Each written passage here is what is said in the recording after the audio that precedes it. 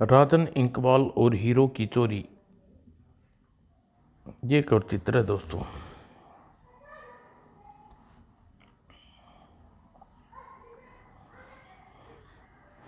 नई दिल्ली के एक 5 स्टार होटल में सबसे महंगे कमरे में बैठा अधेड़ युवा आयु का एक हष्टपुष्ट अमेरिकन अखबार पढ़ने में व्यस्त था। वह डॉक्टर ग्लीवर था, जिसके बारे में विख्यात था कि दुनिया में हर देश के उच्च अधिकारी के साथ उसके घनिष्ठ संबंध थे। वह कोई राजनीतिक व्यक्ति नहीं था, बल्कि विश्व का माना हुआ कुख्यात स्मगलर था। उसका अपना एक निजी संग्रहालय था, जहां उसके संसार भर के उठाई अनेक बहुमूल्य वस्तु इकट्ठी कर रखी थी। तभी उसके सेक्रेटरी उसके निकट पहुंचा और विक्टर विल्वर ने अखबार से ध्यान हटाकर उसकी ओर देखा। कोई नई सूचना? स्टीव, फ्लाइट का प्रबंध हो गया है सर, कल दोपहर वापस लौटना है। टिकट कैंसिल कर दो, अब कुछ दिन और यहीं रुकना चाहता हूँ। गुस्ताखी माफ होएगा। प्रोग्राम बदलने का कारण अखबार में छपने वाला विज्ञापन है, तुम भी पढ़ लो। कहने के साथ ही अखबार की ओर उसकी ओर बढ़ा दिया। स्टीव ने अखबार पढ़ा लिखा था। विश्व के सबसे अधिक मूल्यवान आकार, वजन तथा श्रेष्ठता कोहिनूर हीरे के बड़े बहुत दुर्लभ हीरे आदित्य का सर्वजनिक प्रदर्शनी स्थान सवाकर हाउस, नई दिल्ली, सुबह 10 बजे से रात्रि 9 बजे तक। नियमित संयुक्त आयोजक चिमन भाई देसाई एवं भारत सरकार सभी का सादर आमंत्रित है। अखबार पढ़कर वापिस मेज पर रखते हुए स्टीव ने पूछा, कहीं ये खबर मात्र स्टंट तो नहीं सर? 100% सही थे, मैं पुष्टि कर चुका हूँ। तो फिर अब आपका प्रोग्राम क्या है? मैं इस हीरे की हर कीमत पर हासिल करना चाहता हूँ अपने संग्रहालय के लिए। कोई योजना आपके दिमाग में है इसे हासिल करने की? अभी तो नहीं, पहले प्रदर्शनी में चलकर हीरा देखेंगे, वहाँ की सुरक्षा व्यवस्था का जांच करेंगे, उसके पश्चात कोई इसे हासिल करने की कोई कारगर उपाय सोचेंगे। अगले 2 घंटे पश्चात दोनों प्रदर्शनी हॉल के सामने मौजूद थे और हीरा देखने आए सैकड़ों लोग के बीच सुरक्षा के लिए विशेष के बनाए मेंटल डिटेक्टिव युक्त दरवाजे से कतारबद्ध होकर आगे बढ़ रहे थे। विश्व का नायाब हीरा आदित्य और अनेक उपकरणों के मध्य से गुजरने के बाद दोनों उस जगह पहुंचे जहां रेलिंग से दूर हटकर शानदार मेज पर वह हीरा सजा था। हीरे की झिलमिलाहट उसे तेज अलौकिक हो रही थी। हीरा सचमुच नायाब है यह, पर यहाँ सुरक्षा व्यवस्था देखकर मैं दंग हूँ। मुझे अविकसित देश में इतनी समृद्धि और सुरक्षा व्यवस्था, तो क्या आपने इसे हासिल करने का इरादा कैंसिल कर दिया है? हरगिज नहीं, अब तो इसे हासिल करने की मेरी इच्छा और बढ़ गई है। मैं वापस चलो, होटल में बैठकर तरकीब सोचेंगे। जैसी आपकी इच्छा। दोनों वापस चल पड़े। होटल के अपने कमरे में विक्टर अपनी डायरी के पन्ने उल्टने लगा। स्टीव गंभीरता के भाव उसे देखता रहा। अचानक उसकी एक पृष्ठि विक्टर की निगाह जम गई और स्टीव ने पूछा, स्टीव, क्या तुम्हें फरीद की याद है, जिसे 2 वर्ष पहले कराची में मिले थे? उस साथी ठग को कैसे भूल सकता हूँ? जिंदगी में पहली बार जिस आदमी ने मुझे पराजय स्वीकार करनी पड़ी वह वही ठग था। कमबख्त कपड़े ही उतरवा लिए थे मेरे। उस पर मेरा एक एहसान है, उस पाकिस्तानी सैनिकों के हत्थे चढ़ गया था। उसे गोली मार दिया जाना निश्चित था, लेकिन मैंने अपने प्रभाव से उसे मुक्त करा दिया। तब उसे वचन दिया था कि एक दिन वह एहसान का बदला जरूर चुकाएगा। लेकिन इस कराची की बात थी। इस समय हम बैठे हिंदुस्तान में हैं। फरीद मूल रूप से दिल्ली का वासिंदा है। पाकिस्तान तो वह अपने किसी मित्र से मिलने गया था। कहीं आप उसे ठग को ही तो जिम्मेवारी सौंपने के लिए जा रहे? वह हीरा उड़ा कर आपको दे दे? यदि ऐसा है तो पता है वो ठिकाना मालूम करना होगा। उसका पता डायरी में दर्ज है, उसे फ़ोन करके यहाँ बुलाओ।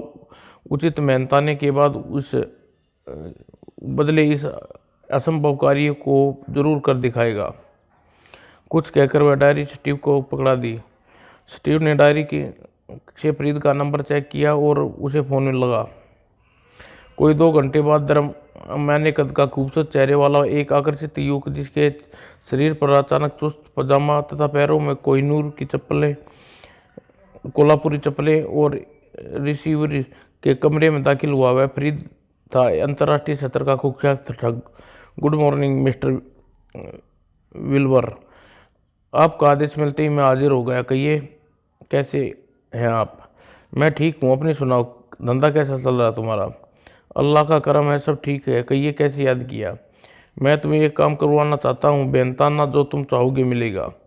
मेहनताना की चिंता मत कीजिए मिस्टर फरीद, आपका एक एहसान मेरे सिर पर मौजूद है। उसे उतारने के लिए आपका कोई भी काम मैं मेहनताने लिए बगैर मेहनताना लिए हुए करने को तैयार हूँ। नहीं, इस काम की एवज में तुम्हें भरपूर मेहनताना दूंगा और अपने द्वारा किए गए उस एहसान को भी भूल जाऊंगा, लेकिन काम निश्चांत असंभव है। असंभव शब्द कोश में नहीं है, आप काम बताइए। विक्टर ने फुसफुसाते हुए उसे काम बताया। सुनकर फरीद गंभीर हो गया। मिस्टर विक्टर, यह काम सचमुच असंभव है। मैं खुद कई दिनों से उस हीरे को उड़ाने की योजना बना रहा हूँ, लेकिन वहाँ इतनी तगड़ी सिक्योरिटी है, आगे लाचारी महसूस कर रहा हूँ। मैं क्या तुम्हें हरा इनकार समझूं? इनकार नहीं, मजबूरी। आप चिंता न कीजिए, आपके लिए नहीं बल्कि अपने लिए मैं इस हीरे को हासिल करने की कोशिश करूंगा। हालांकि इसमें बेहिसाब पैसा खर्च होगा, साथ समय भी। धन की मेरे पास कोई कमी नहीं है, मुझे जल्दबाजी भी नहीं है, बस काम ढंग से पूरा हो, मेरा उद्देश्य पूरा हो और किसी को शक भी न हो। आप निश्चिंत रहिए, काम जरूर पूरा होगा। मेरा दिमाग और आपका धन दोनों मिलकर इस काम को पूरा करेंगे। मैं तुम्हारे लिए आवश्यक धन दिए देता हूँ। आज ही मैं काम आरंभ कर दो, और हाँ, समय समय पर अपनी योजना मुझे आकर अवगत कराते रहो। मैं भी परामर्श देता रहूँगा और एक दो दिमाग मिलकर जल्दी कामयाब होंगे। तत्पश्चात फरियाद आवश्यक खर्च लेकर 2 लाख रुपये लेकर ने वहाँ से रवाना होकर दिया। फरीद के जाते ही स्टीव ने शिकायत की, सर, आपने ठग को इतनी सारी रकम दे दी, आपको यकीन है कि वह काम पूरा कर देगा? मैं ऐसे लोगों की फितरत से खूब पहचानता हूँ स्टीव, मैं स्वयं भी इस धंधे में हूँ। ऐसे लोग अपने समाज और कानून की निगाहों में बेशक अपराधी हैं, किंतु वचन के पक्के होते हैं। मान लो वह रकम नकार जाए और काम भी न करे, तो तब क्या करोगे उसका? तब मैं उसे पैताल से खोज निकालूंगा और उसे ऐसी सजा दूंगा दूसरे लोग को सबक मिले। तुम सब छोड़ो, फिलहाल काम करो। कौन सा काम सर? पहला तो ये, अपना यह कोट पहनकर प्रदर्शनी जाओ। अपना वह कोट पहनकर प्रदर्शनी जाओ जिसके बटन में मैनो कैमरा फिट है। वहाँ से उस हीरे की 4-5 बढ़िया साफ फोटो प्राप्त करो। दूसरा ये कि फोटो को साउथ इंटरनेशनल स्थिति सुमुख जी वीर जी के ज्वेलर्स के यहाँ पहुँचा दो, ताकि उस हीरो की एक शानदार नकल तैयार कर सके। क्या वह जोरी भरोसे का आदमी है सर? मेरा मतलब उसे संदेह तो नहीं होगा हम उस हीरे को नकल क्यों तैयार करवा रहे हैं? जोरी मेरा परखा हुआ आदमी है, पहले भी मेरे लिए ऐसे कई बार काम कर चुका है। अब और प्रश्न नहीं, जल्दी उठो और काम पर लग जाओ। स्टीव और कुछ पूछने की हिम्मत नहीं, वह शीघ्रता से वहाँ से रवाना हो गया। स्टीव के जाते ही विल्वर ने जैसे ही कोई भूली बात याद आ गई, फिर उसने फरीद का नंबर डायल किया, उसे तत्काल उसके पास पहुंचने को कहा। फिर फरीद उसके पास पहुंचा गया और उससे पूछा, फरीद, तुम इस हीरे को उड़ाने के लिए कई दिन से योजना बना रहे थे, क्या तुमने मालूम किया कि वहाँ सुरक्षा व्यवस्था कौन कौन से कमजोरियाँ हैं?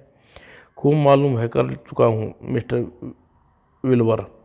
वहाँ की सुरक्षा व्यवस्था अवैध है, जगह जगह प्रदर्शक के मेंटल डिटेक्टिव युक्त दरवाजे के बीच से गुजरना पड़ता है, जहां सभी दर्शकों की जेब में किसी भी हथियार की बात तो छोड़िए, सुई भी पड़ी हो तो कदम कदम पर सशक्त गार्ड का ऐसा प्रबंध है कि हरदम चौकन्ने रहते हैं। तब फिर बात कैसे बनेगी? बनेगी साहब, जरूर बनेगी। देर बेशक हो जाए, लेकिन दरअसल बात यह है कि उस प्रदर्शनी में आयोजक सेठ चिमनी भाई देसाई प्रदर्शनी के बाद उस हीरो को सरकार की भेंट स्वरूप देने का निश्चित कर चुका है। तभी सरकार उसकी सुरक्षा विशेष ध्यान प्रबंध किया हुआ है। ओ, अब समझा वह इतनी तगड़ी सुरक्षा व्यवस्था क्यों है। अब तो यकीन, वह मेज और उस हीरे युक्त शोर केस जहां वह उसके इर्द गिर्द लगाई गई तारें और उस रेलिंग में भी करंट प्रभावित होता होगा, सो तो है जाहिर है, लेकिन उसकी सुरक्षा कवच तोड़ना का उपाय सोच चुका हूँ। कैसे कैसे फरीद, मुझे भी बताओ। बताता हूँ साहब, जरा धैर्य रखिए। फिर फरीद ने उसे बताया। सुनकर विक्टर पूछा, मान गए तुम्हारी योजना? योजनानुसार निर्धारित समय पर बिजली गुल हो जाती है, और तब भी क्या वहाँ रोशनी का दूसरा विकल्प न होगा? जरूर है। वहाँ एक नई भारी भारी शक्तिशाली ऑटोमेटिक जनरेटर मौजूद है, जो बिजली जाते ही 1.5 मिनट के अंतराल स्वयं ही चालू हो जाएंगे।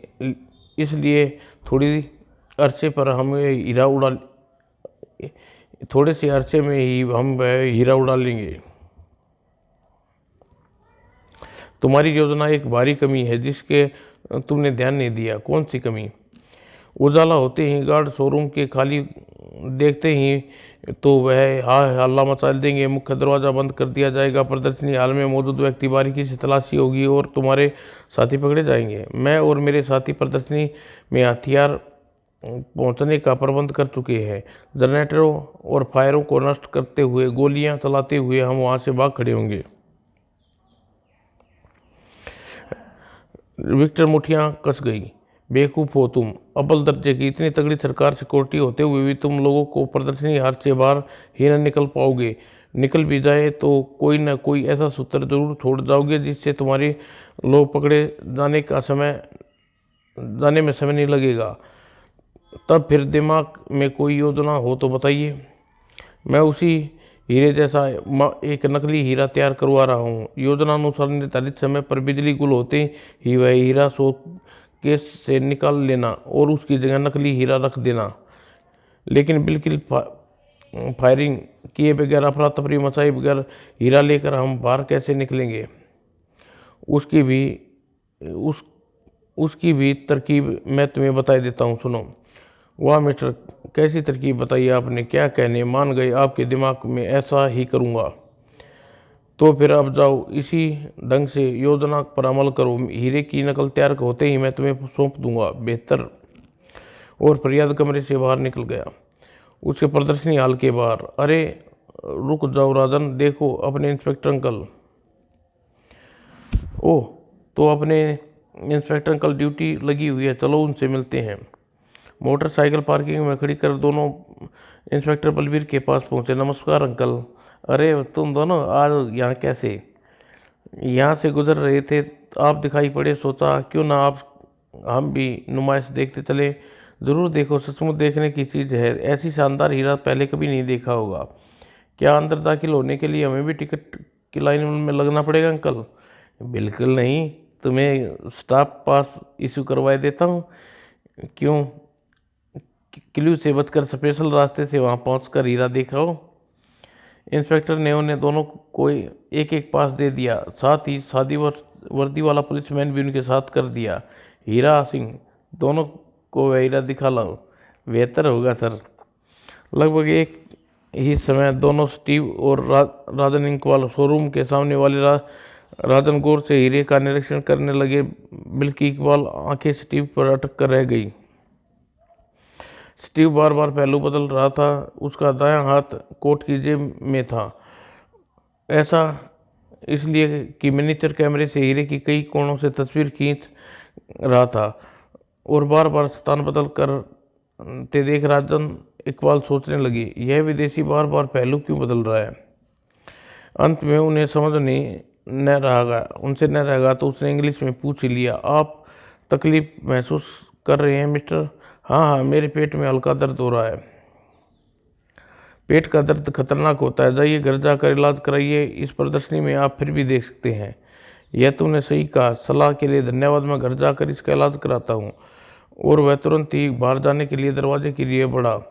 कुछ देर बाद राजन इकबाल बाहर निकल आई और इंस्पेक्टर अंकल को विदा लेकर अपने घर की ओर लौट पड़े। रास्ते में इकबाल ने कहा, राजन तुमने देखा वह विदेशी को देखा? हाँ, सिर्फ हीरा को देखा। वाह वाह, क्या चेत थी। मैंने सिर्फ हीरे को देखा। मजाक नहीं यार, मैं उस समय गंभीर हूँ। देखा फिर? न जाने क्यों मुझे उसके पेट का दर्द का बहाना नकली लग रहा था। दिमाग खराब है तेरा। तुम हर वक्त जासूसी का भूत सवार रहता है। अब तुम इस बात पर संदेह होने लगा कि बेचारा के पेट में दर्द क्यों हो रहा है। वाह वाह, बार बार पहलू बदल रहा था, लेकिन ऐसा चेहरे पर पीड़ा के कोई लक्षण नहीं थे। नहीं थे। इससे इतने ज़्यादा सोचना बंद कर दे इकबाल, नहीं तो एक दिन तेरा दिमाग खराब हो जाएगा।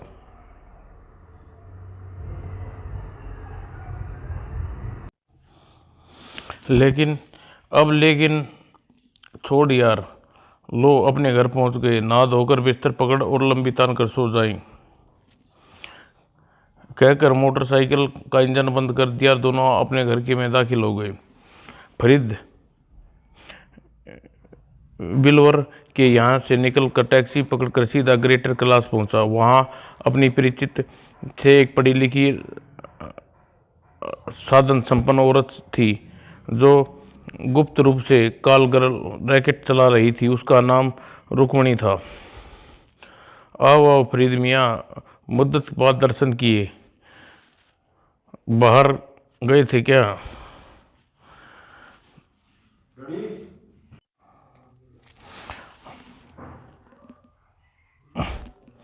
था तो यहीं पर धंधे में ज़्यादा व्यस्त था, रहने की वजह से आना न हो सका। आज अपने मतलब की वजह से तुम्हारे पास आया हूँ।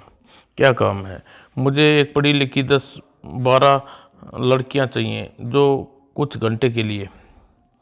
रुक्मिणी की आंखें आश्चर्य से फैल गई। एक साथ इतनी लड़की? फरीद मियाँ कहीं ज़्यादा मुंजी फांस ली के? तुम गलत समझ रही हो रुक्मिणी, उन्हें मैं किसी काम के लिए इस्तेमाल करना चाहता हूँ। 500 रुपये प्रति लड़की लगेंगे, मेरा कमीशन अलग। मंजूर है। अब कब तक बुला सकती हो उन्हें? यही कोई 2 घंटे के अंदर तक। तुम लड़कियों को बुलाओ, मैं उन्हें देख कर उन्हें कुछ बातें समझाना चाहता हूँ। तुम ये 5,000 रुपये बतौर एडवांस रखो, बाकी रुपये बाद में दूंगा। कहकर उसे 5,000 रुपये की एक गड्डी रुक्मिणी को थमा दी। दोनों बाहर निकल आए। रुक्मिणी टेलीफोन करने में उलझ गई। फरीद वहां से निकलकर सीधा विद्युत विभाग में पहुंचा। हालांकि विद्युत विभाग में एक श्रेष्ठ इंजीनियर से वह पहले ही बातें निश्चित कर चुका था, पर वह पूरी तरह संतुष्ट होना चाहता था। विद्युत अभियंता से बाहर निकल ही मिल गया। अरे फरीद, तुम दोबारा कैसे आना हुआ? तुमसे मिलने आया था। मेरे 2 मिनट बात करने पसंद करोगे? ज़रूर। कैंटीन में बात करते हैं, बैठते हैं। कैंटीन में भीड़ भाड़ होगी, आगे यूं ही टहलने कर बातें कर लेते हैं। दोनों सड़क के किनारे धीरे धीरे टहलने लगे। हमें अपनी अभियान के लिए शुक्रवार के दिन 8 बजे का समय निश्चित किया है। उस दिन बिजली सप्लाई मैन बोर्ड के स्वयं को उपस्थित रहना होगा। परवाह मत करो, मैं खुद उपस्थित रहूँगा। तुम्हारे 5,000 रुपये के लिए तुम तो उन्हें हलाल भी करूँगा। कहीं ऐसा ना हो प्रोग्राम गड़बड़ हो जाए, किसी दूसरे की ड्यूटी लग जाए। मेरी असफलता इस बात पर ही निर्भर करती है उस दिन निश्चित समय पर कितनी देर के लिए बिजली जाती है। मेरा दावा है शुक्रवार शाम 7:55 से लेकर 8 बजे तक मैं पूरा इलाका अंधेरे में डूबा रहेगा। मैं अपना वादा पूरा करूंगा। ओके, अब तुम विदा लेता हूँ। यही निश्चित करने के लिए तुमसे मिलने के लिए पूछा था। मेरी ओर से निश्चिंत रहो। वो तत्पश्चात उसने हाथ मिलाकर फरीद वहाँ से चल पड़ा। उसने कुछ ही कुछ ही मिनटों में रुक्मणी के पास पहुंचा। रुक्मणी लड़कियों को बुला चुकी थी।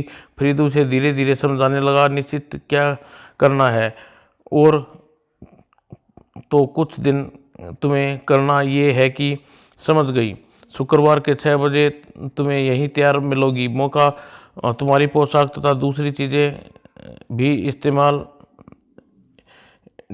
जिम्मेवारी आपकी होगी। तुम्हारी पोशाकें के प्रदर्शन तक पहुंचने के लिए, वहां से वापस आने के लिए सब जिम्मेवारी मेरा, पर उसी ढंग से होना चाहिए जैसा मैंने कहा है वैसा ही होगा। मुख्य भूमिका तुम में कौन निभाएगी? मैं करूँगी ये काम। नीलम नाम की एक तेज-तरार लड़की बोल उठी।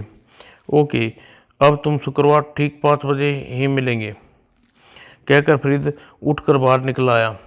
अपने घर के दरवाज़ा खोलकर वह पूरी तरह व्यवस्थित भी नहीं हो पाया था। ओ फोन।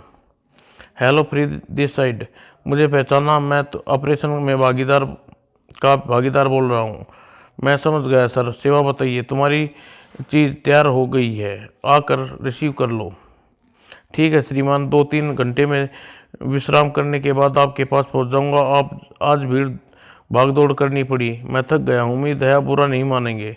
ओके, तुम आराम करो। फौरन उस दौरान मैं अपनी बनाई चीज़ की फ़ोटो देकर स्टीव को एक बार प्रदर्शनी हाल भेजता हूँ, ताकि वह गौर से देखने के बाद निश्चित कर ले कि वह चीज़ प्रदर्शनी में रखी गई चीज़ से हूबहू प्रति है या नहीं।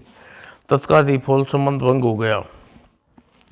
उधर प्रदर्शनी से लौटने दूसरे दिन इकबाल जल्दी से तैयार हुआ। अरे इतनी सुबह तैयार होकर? राजन आश्चर्य से पूछा।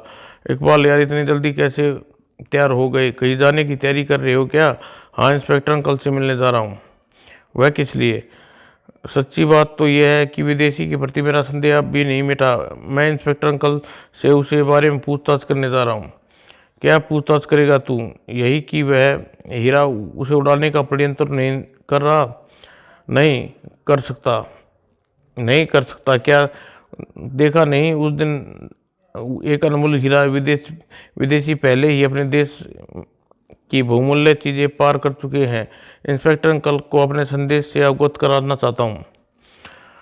वैसे वहाँ सिक्योरिटी स्टाफ निश्चिंत हुआ बैठा होगा कि मैं भोंदूराम उस हीरे की सिक्योरिटी का प्रबंध करना इतना तगड़ा है कि किसी के द्वारा उसे छूना भी असंभव है।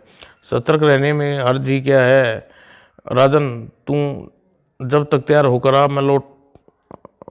मैं लौट आऊँगा, कहकर वह दरवाजे से खोलकर बाहर निकल गया। जिस समय इकबाल प्रदर्शनी के मुख्य द्वार पर पहुंचा, प्रदर्शनी दर्शकों के लिए खुला था। हमेशा की तरह इंस्पेक्टर बलवीर उसे चुस्त ढंग में ड्यूटी नजर आए। अरे इकबाल, तुम फिर इतनी सुबह कैसे? आपके ही पास आया था इंस्पेक्टर अंकल। अचानक वह लाइन से गुजरा स्टीव फिर इकबाल को नजर आया। वह ये वो विदेशी आदमी है। कौन है इंस्पेक्टर अंकल? ज़ाहिर है कोई विदेशी है, हीरो का शौकीन है, लेकिन तुम्हें उससे देखकर इस देखे यूं इसलिए चौंके क्यों रही हो? मुझे इस आदमी पर संदेह दिखाई देता है। इसकी निगरानी करवाइए अंकल। सारी इकबाल, ऐसा नहीं कर सकते। सार्वजनिक प्रदर्शनी है, हर एक कोई देखने प्रदर्शनी जब चाहे जितनी बार आ सकता है। आप क्या मुझे आज्ञा देंगे उस व्यक्ति के रूप में इसकी निगरानी करूं? कर सकते हो। संभल कर, पता नहीं किस रूप में दूतावास से संबंधित ऐतराज़ करने पर इसकी शिकायत कर दी तो लेने के देने पड़ जाएंगे। आप निश्चित रहिए, ऐसी स्थिति पैदा नहीं होने दूंगा। अच्छा, मैं चलता हूँ, नमस्कार। और इकबाल स्टीव के पीछे लग गया और हीरे की वाली मेज के सामने पहुंचकर स्टीव रुका। उसने वाला कर आंखें चढ़ा ली और उसका फोकस फिट कर गौर से दे हीरे को देखने लगा। इस आदमी को हीरे की इतनी दिलचस्पी क्यों है? कहीं कुछ गड़बड़ तो जरूर है। और अचानक स्टीव की जेब से वह फोटो निकाल कर उस हीरे को गौर से देखा, फिर जेब में रखकर पुनः हीरे को देखने लगा। फोटो, हीरा, कोई न कोई बात जरूर है। और स्टीव बाहर निकला, कार में बैठा और एक दिशा में चल पड़ा। टैक्सी में बैठकर इकबाल भी उसके पीछा करने लगा। पाँच एक 5 सितारा होटल की पार्किंग में पहुंचकर स्टीव कार से बाहर निकला और होटल में प्रवेश कर गया, जबकि इकबाल, मैडम अभी अभी जो विदेशी सज्जन अंदर आए थे क्या होटल में ठहरे हुए हैं? हाँ, पर तुमने ये सब क्यों पूछ रहे हो? मेरे मेरे पिताजी के एक मित्र हैं जो अमेरिका में रहते हैं, उनका नाम विलियम्स है। कदकाठी, चेहरा मोरा, बिल्कुल एक इन्हीं जैसा है। सोच रहा हूँ कहीं विलियम्स अंकल हिंदुस्तान तो नहीं आए इसलिए। अरे नहीं, ये तो नहीं है, इसका नाम मिस्टर स्टीव है। ये अपने बॉस के साथ कई दिनों से रह रही है। अमेरिका के एक संपन्न व्यापारी हैं, इनके बॉस हैं विल्वर। ओह, तब तो वाकई गलतफहमी हो गई। मैं अपने संदेह का निवारण इसके लिए धन्यवाद। और वह बाहर जाने के लिए मुड़ा, तभी किसी टैक्सी की प्रतीक्षा कर रहा था। एक टैक्सी पास में आकर रुकी। उसे उसे उतरा फरियाद, ड्राइवर कितने पैसे हुए तुम्हारे? 40 रुपये 60 पैसे। ये तो ये 100 रुपये रखो, बाकी वापसी पर वापसी करने की जरूरत नहीं है, बख्शी समझो। सलाम साहब, बहुत बहुत धन्यवाद। हे सफ़ेद पोश ठग अब आलम सा बन गया। जरूर इसने कोई तगड़ा हाथ मारा है। मुझे इस कुछ देर के लिए इसकी प्रतीक्षा करनी चाहिए। लगभग 1 घंटे प्रतीक्षा के बाद फरीद होटल से निकला और उसे विदा करने आए व्यक्ति को देखकर इकबाल चौंके बगैर नहीं रुका। यही विदेशी, इसका मतलब मेरा संदेश सही निकला। दोनों भयंकर कोई खिचड़ी पका रहे हैं। तभी पार्च में आकर एक टैक्सी रुकी और स्टीव विदा फरीद उसमें सवार हो गया और दूसरी टैक्सी न मिलने के कारण इकबाल उसका पीछा न कर सका। कोई बात नहीं बच्चों, समझ गया कि तेरी मंजिल अब वहीं तुझे मुलाकात करूंगा।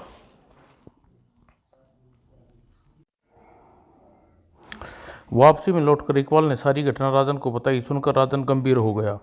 यदि ऐसी तेरी बताई बात सच है तो यकीन हीरे को उड़ाने की योजना बनाई जा रही है। इकबाल, चल कर इंस्पेक्टर अंकल को सूचित करें। हाँ चलो, इस काम में अब लापरवाही करना उचित नहीं। मोटरसाइकिल पर बैठकर दोनों इंस्पेक्टर बलवीर से मिलने चल पड़े।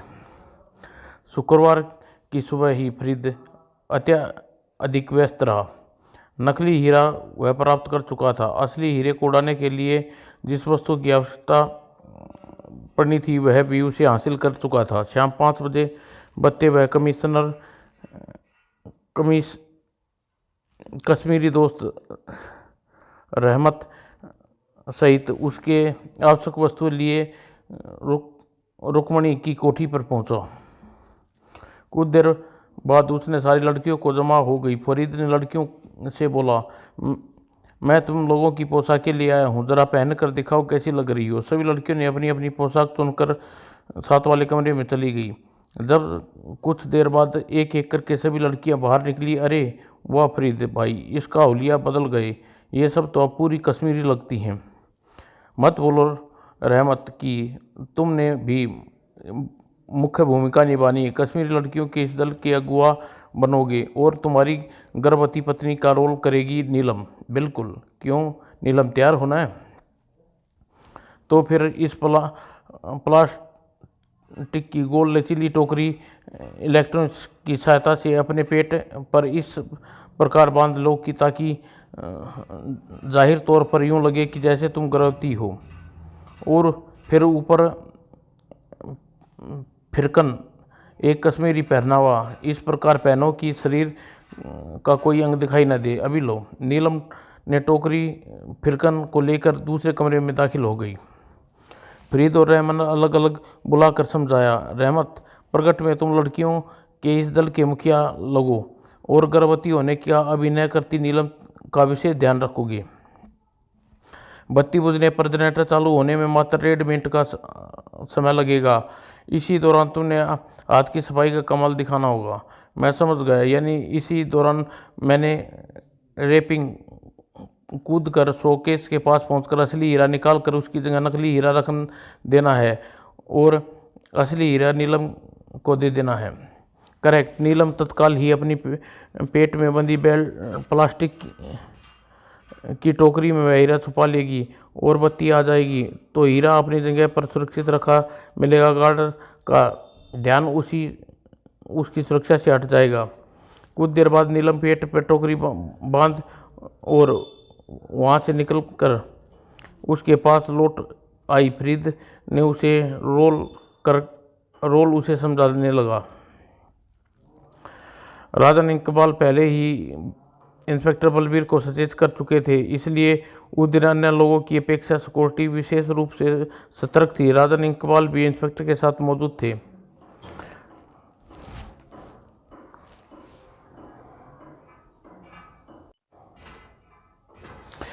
ठीक 7 बजे वैन कुछ अमेरिकी कश्मीरी लड़कियों को अपनी परंपरागत पोशाक पहने नीचे उतरी और आसपास हंसी मजाक करती हुई ठहाके लगाती हुई अन्य दर्शकों की भीड़ में मिल गई। फिर शो केस एन सामने रेलिंग पर पहुंचकर वह ठहर गई। तभी नीलम ने इशारा किया। रहमत भी रेलिंग के करीब पहुंच गया। अरे हटो सब लोग, जरा नीलम को भी हीरा देखने दो भाई। और रहमत अभी नीलम को रेलिंग के सहारे खड़ा किया था। मुझे चक्कर आ रहा है, मैं गिरी। अचानक नीलम घबराने और बेहोश होने का अभिनय करने लगी। लड़कियां शोर मचाना शुरू कर दिया। पानी, कोई पानी लाओ। गर्भवती महिला बेहोश हो गई। भीड़ में से कोई चीखा। तभी इंस्पेक्टर बिजली चली गई। सूचना क्षेत्र अंधकार में डूब गया और नजदीक तैनात गार्ड अंधेरे में चीखा, सब लोग शांत होकर अपनी अपनी जगह पर खड़े रहो, बत्ती का प्रबंध हुए जाता है। और अंधेरे में इंस्पेक्टर बलबीर सिंह, राजन इकबाल भी तेजी से शो केस की तरफ लपके, लेकिन रहमत अपना काम कर चुका था। लगभग 1.5 मिनट बाद जनरेटर चालू हो गया और रोशनी से फिर पूरा इलाका जगमगा उठा। लेकिन लड़कियां आग्रह करने लगी, हम बाहर चलिए प्लीज, मर पाई ऐसी नुमाइश से। उप अंधेरे में मेरा तो दम ही निकल गया था। रहमत बेहोश होने का अभिनय करती हुई नीलम को बाहों में उठाया और वैन की तरफ ले गया। कुछ देर बाद उसकी वैन घटनास्थल से वापस लौट पड़ी। राजन इकबाल इंस्पेक्टर बलबीर के साथ घटनास्थल पर पहुंचे। हीरा सुरक्षित शोकेस में देख के इंस्पेक्टर बलबीर के मुंह में राहत की सांस निकली। शुक्र है कोई अनहोनी घटना नहीं घटी, हीरा अपनी जगह सुरक्षित है। लेकिन अंकल ऐसा हुआ क्यों कर? विद्युत विभाग वालों को पता भी है कि एक अति महत्वपूर्ण प्रदर्शनी हो रही है, उन्होंने इस इलाके की बत्ती गुल की ही क्यों? क्या कहा जा सकता है भाई, आजकल वैसे भी बिजली की भारी कमी महसूस की जा रही है। शायद पीछे से सप्लाई का कोई गड़बड़ पैदा हो गई हो। अंकल ज़रा गौर से देखिए, इस शोकेस में रखा हीरा पहले इस कोण में रखा हुआ था। अचानक इकबाल बोल पड़ा। इकबाल का कथन सुनकर राजन ने इंस्पेक्टर बलबीर को दोनों चौंकी। क्या तुम्हारा मतलब क्या है तुम्हारा? मैं ये कहना चाहता हूँ कि जब पहली बार मैंने हीरा देखा तो इस एंगल में रखा हुआ था, इसमें जिसमें अब यह, इसका मतलब अंधेरे का फायदा उठाकर किसी ने इस पार करने की कोशिश की है। मुझे तो लगता है यह हीरा पहले वाला हीरा नहीं, उसकी चकाचौंध में अंतर महसूस कीजिए। इंस्पेक्टर ने अपना खून धमनियों में जगमगाता सा महसूस करने लगा और हल्का लाता हुआ बोला, तुम दोनों यहीं ठहरो, मैं आज आयोजनकर्ता को लेकर आता हूँ। और वह तेजी से फोन की तरफ दौड़ा। कुछ देर बाद देश की चोटी के मुखिया, पुलिस की अफसरों के सहित चिमना भाई देसाई घटनास्थल पर पहुंच गए। हीरे के हाथ में लेकर उसे घोषणा की, यह हीरा असली आदित्य हीरा नहीं है, ये तो कांच की बनाई उसकी मात्र नकल है। तो फिर असली हीरा कहाँ गया, कौन ले गया? ये सब कुछ मैं नहीं जानता। यहाँ की सुरक्षा व्यवस्था जिस पुलिस ऑफिसरों के जिम्मे थी उसी से पूछिए। खुफिया पुलिस के अफसर इंस्पेक्टर बलबीर ने आयोजन नेत्रों से घूरा। यहाँ की सुरक्षा व्यवस्था का इंचार्ज तुम थे, असली हीरा कहाँ गया? मुझे नहीं मालूम। अभी आधे घंटे पर पहले यह शोकेस में सही सलामत था। और इंस्पेक्टर बलबीर पसीने से नहा उठा। क्या बत्ती जाने पर तुम्हारा हीरा शोकेस में मौजूद था? जी हाँ। तो जाहिर है बत्ती जाने के दौरान उस गायब कर दिया गया। प्रदर्शनी के मुख्य द्वार पर बंद कर दो। खबरदार, भरपूर तलाशी लेने के बाद एक बार दर्शक बाहर न जाए। और तत्पल ही प्रदर्शनी का मुख्य गेट बंद कर दिया और गार्ड की एक एक दर्शक की तलाशी ली गई। लेकिन बेकार, हीरा न मिला न मिलना था। देखो, हीरा न मिला न मिले मुझे कोई नुकसान नहीं, लेकिन मैं तो वैसे भी सरकार को सुपुर्द करना चाहता था। देश का नुकसान अवश्य है, इसके लिए जैसे भी बने उस अनमोल हीरे को खोजो। मैं कोशिश करता हूँ सर, कांपते हुए इंस्पेक्टर बलवीर बोला। चूंकि हीरा तुम्हारी मौजूदगी में गायब हुआ है, इसलिए उसे खोज कर लाने में तुम्हारी जिम्मेवारी तुम्हारी है। मैं तुम्हें 24 घंटे का समय देता हूँ, हीरा खोज कर लाओ या फिर अपने अंजाम भुगतने के लिए तैयार हो जाओ। धमकी सुनकर इंस्पेक्टर बलवीर के होश उड़ गए। बाद में मैं बर्बाद हो गया मेरे बच्चों, मैं 24 घंटे में कहाँ से हीरा खोज कर लाऊं। हीरा नौकरी छूटनी है, सजा होगी सो अलग। काश मैंने अपनी ड्यूटी उस मनुष्य हीरे की जगह न लगाई होती। इंस्पेक्टर अंकल अंकल बा, ग- अंकल भाती राजन इकबाल भी हीरा गुम हो जाने के दुखी जरूर थे, लेकिन उन्हें हताश नहीं थे। इकबाल के दिमाग में बिजली कंप्यूटर की बात ही चल रहा था। अचानक ही वह बोला, उठिए अंकल राजन, तुम भी झटपट तैयार हो जाओ। मेरी आकांक्षा सच है, हीरा हमें वहीं मिलेगा जहाँ कहाँ जगह। तुम कौन सी जगह हीरा मिलने की आशंका व्यक्त कर रही हो इकबाल? तुम लोग उठो, मैं तुम्हें वह जगह लिए चलता हूँ। तीनों जल्दी से तैयार हुए और जीप में बैठकर 5 सितारा होटल की ओर रवाना हो गई। इकबाल अपना संदेह व्यक्त किया। इंस्पेक्टर बलवीर और राजन उसकी बात इसमें दम नजर आने लगा। इकबाल की की तात उज्जैन, अंकल चोरी जरूर उसी अमेरिकन ने का हाथ है। अगर हीरा बरामद हो गया तो ईश्वर की कसम मैं उसे ऐसी सजा दिलाऊंगा, बगैर दम नहीं लूंगा, जितने ही प्रभावशाली क्यों ना हो। और आनंद फानंद तीनों 5 सितारा होटल के कमरे में रिसेप्शन से सभी पूछताछ करने पर तीनों तेजी से सीढ़ियाँ चढ़ने लगे। मान लो अगर वह निकल गए हों तो, या मौजूद होते हुए भी उन्होंने हमें भीतर प्रवेश न करने दिया, तब इंस्पेक्टर अशोक व्यस्त हो। ऐसा नहीं होगा, उसके दरवाज़ा खुलवाने का तरकीब जानता हूँ, बस आप तैयार रहना। जैसे ही दरवाज़ा खुले अंदर प्रवेश कर जाना। और रिवॉल्वर रिवर के कमरे में के बाहर पहुंचकर राजा ने दस्तक दी। मैं होटल का दरवाज़ा खोलिए, ठहरो खोलते हैं। कुछ ही क्षणों में खामोशी से रही, फिर अंदर का दरवाज़ा खोलकर स्वीट स्टीव ने दरवाजे पर प्रविष्ट हुआ। दरवाजे पर पिस्तौल ताने इंस्पेक्टर बलवीर को देखकर होश उड़ गई। पुलिस, अंदर चलो, कोई होशियारी दिखाने की कोशिश न करना। इकबाल को संदेह बिल्कुल सही था।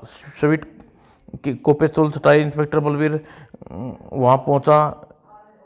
विल्वर दाएं हाथ में हीरा उछालते हुए, हाथ में शराब की सिप करते हुए सामने बैठे फरीद से कहा, तुमने बेमिसाल काम किया है फरीद, तुम खुश हो, बोलो क्या इनाम दिया जाए। तभी अचानक उसकी नज़र स्टीव और इंस्पेक्टर बलवीर पर पड़ी। ओह, इस कारनामे में तुम नहीं, हम इनाम तुम नहीं, हम देंगे। विल्वर, हाथ का हीरा मेज पर रख दो, खामोशी से हाथ उठा लो, नहीं तो मेरी गन से फायर उगल देगी। विल्वर हवा निकलते गुब्बारे की तरह पिचक गया। उसके हाथों दोनों हाथ ऊपर उठा लिए और फरीद भागना चाहा, किंतु वह राजन इकबाल कहर बनकर टूट पड़ी। भागता कहाँ है गद्दार, इनाम तो हासिल कर ले।